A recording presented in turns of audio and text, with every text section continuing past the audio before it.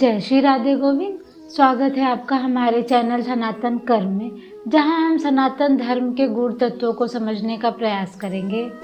दुखों का नाश करने वाले और सारी सृष्टि का पालन करने वाले भगवान श्री गणेश की वंदना करते हुए और ज्ञान की देवी माता सरस्वती का आशीर्वाद लेकर अपने गुरुदेव के श्री चरणों में प्रणाम करती हूँ।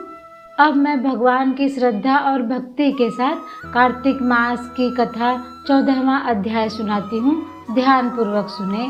13वें अध्याय में हमने जाना कि जलंधर भगवान शंकर से युद्ध के लिए जा रहा है। दैत्य जलंधर से चले करने युद्ध गणेश कार्तिकेय संग गढ़ लिए ढाए कर आवेश। कार्तिक के ठाकुर की जय। नारद जी बोले, वे दैत्य नंदीश्वर गणेश जी स्वामी कार्तिक इत्यादि को देखकर द्वंद्व युद्ध के लिए दौड़े। कालनेमी नंदी के शुंभ गणेश जी के व निशुंभ नंदी स्वामी कार्तिक के पास कवच धारण करके युद्ध के लिए जा पहुँचे। निशुंभ ने स्वामी कार्तिक के मोर के हृदय में 5 बाण मारे। वह मूर्छित होकर गिर गया। फिर कार्तिकेय शक्ति को उठाना ही चाहते थे कि निशुंभ ने अपनी शक्ति से उनकी शक्ति को काट दिया। नंदीश्वर ने सहस्त्रों बाणों से कालनेमी का सारथी और घोड़ा काट दिया। कालनेमी ने क्रोध करके नंदी के धनुष को काट दिया। उस बलि ने कालनेमी की छाती में त्रिशूल मारा। त्रिशूल से उसका हृदय फट गया। घोड़े मर गए, सारथी मर गया। ऐसे कालनेमी ने फिर भी पर्वत खंडों से नंदीश्वर को गिरा दिया। इसके बाद शुंभ रथ में बैठे। गणेश जी मूषक पर बैठकर दोनों आपस में बाणों से लड़ने लगे। गणेश जी ने 1 बाण शुंभ के हृदय में मारा और 3 बाण सारथी के हृदय में मारा। सारथी के हृदय में मारकर घायल कर दिया। फिर शुंभ ने भी कुपित होकर मूषक और गणेश जी के बाण मार मेघ की तरह गर्जना की। बाणों से घायल मूषक जब नहीं चल सका तब गणेश जी उसके ऊपर से उतरकर पैदल चलने लगे। फिर गणेश जी ने फरसा मारकर शुंभ को पृथ्वी पर गिरा दिया और आप मूषक पर बैठ गए। कालनेमी और निशुंभ दोनों ही बाणों से गणेश जी को मारने लगे, जैसे कोई मनुष्य अंकुश से हाथी को मारे। तब महाबली वीरभद्र गणेश जी को पीड़ित देखकर अनेकों भूतों तथा कुष्मांड, भैरव, बैताल, योगिनी, गढ़ और पिशाच सहित दौड़ कर आए और किलकिला शब्द और सिंह की गर्जना से पूर्ण हुए पृथ्वी कांपने लगी। वे भूमि पर दौड़कर दैत्यों को खाते और संग्राम में उछलते कूदते थे।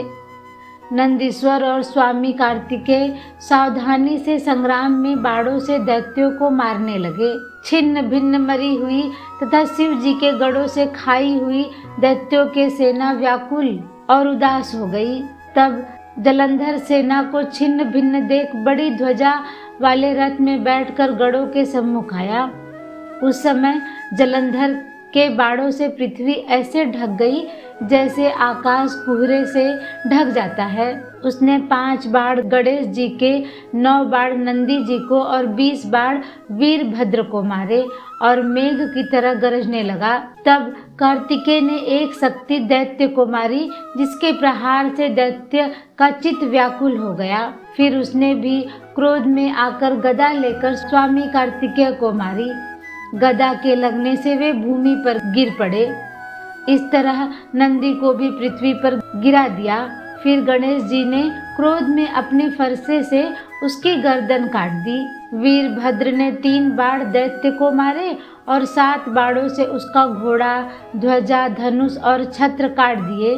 दैत्यराज ने भयंकर शक्ति से गणेश जी को गिरा दिया और दूसरे रथ में बैठकर वीरभद्र के पास आया। सूर्य के समान तेज वाले वे वीर आपस में लड़ने लगे।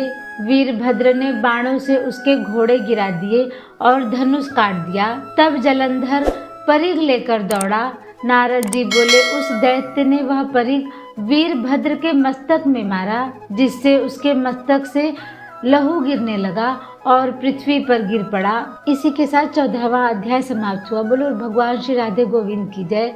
मोर मुकुट बंसी वाले की जय। अगर आपको ये वीडियो पसंद आई हो तो लाइक और सब्सक्राइब करना ना भूलें। इस कार्तिक महात्म्य की कथा जो कि पद्म पुराण से ली गई है और लोगों तक पहुंचाने के लिए इस वीडियो को ज़्यादा से ज़्यादा शेयर करें, अपनी आध्यात्मिक यात्रा शुरू करें। मिलते हैं अगले वीडियो में। धन्यवाद।